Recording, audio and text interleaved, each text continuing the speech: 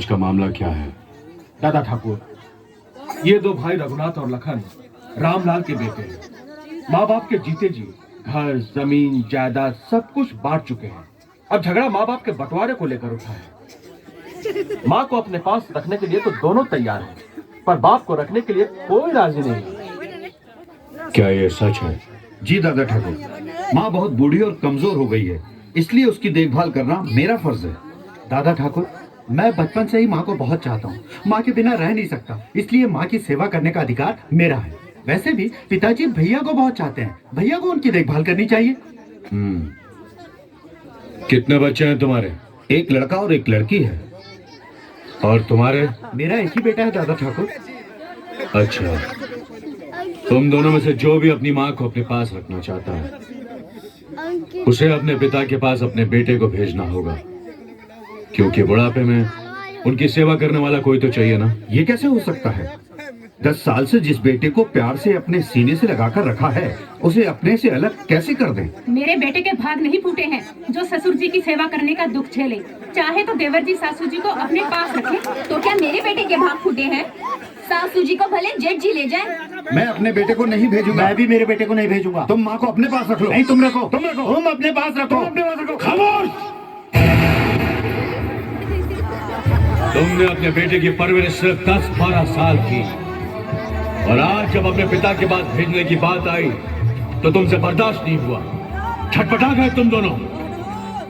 और जिन माँ बाप ने 40 साल तक दिन रात अपने सीने से लगाकर फूलों की तरह तुम्हें पाला, पढ़ाया लिखाया, शादी की, अपनी जमीन जायदाद रुपया पैसा सब कुछ तुम्हारे हवाले कर दिया, उम्र के आखिरी इस दौर में उन्हीं माँ बाप को जुदा करने की सलील हरकत कर रहे तुम दोनों। हरे कोक में अपना लहू पिला पिला कर जिसने तुम्हारी रचना की, तुम्हें जीवन देने के लिए मर मर कर कई बार जो जी है बेचारी, वो है तुम्हारी माँ। अपना खून जला जला कर तुम्हें रोटी खिलाने वाला, अपनी खुददारी पर चोट खा खा कर तुम्हें खुशी देने वाला इंसान तुम्हारा बाप है। और इन्हीं माँ बाप की जिंदगी भर की दौलत है तुम दोनों भाई।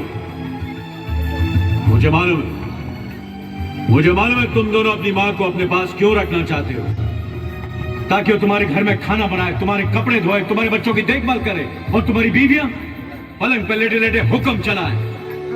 तुम्हें माँ नहीं चाहिए, तुम्हें मुफ्त में काम करने वाली नौकरानी चाहिए, नौकरानी। बाप इस बुढ़ापे में कमा नहीं सकता, तुम्हारे खेतों में हल चला नहीं सकता, बोझ लगने लगा है तुम्हें, इसलिए अब तुम्हें बाप की जरूरत नहीं है। और जिस दिन तुम्हारी माँ से भी घर का काम नहीं हो सकेगा, तुम उसे भी कचरे की तरह घर से बाहर फेंक दोगे। अरे नालायको, माँ बाप को अपनी पलकों पर बिठाकर उनकी सेवा करना तो हमारा परम धर्म है।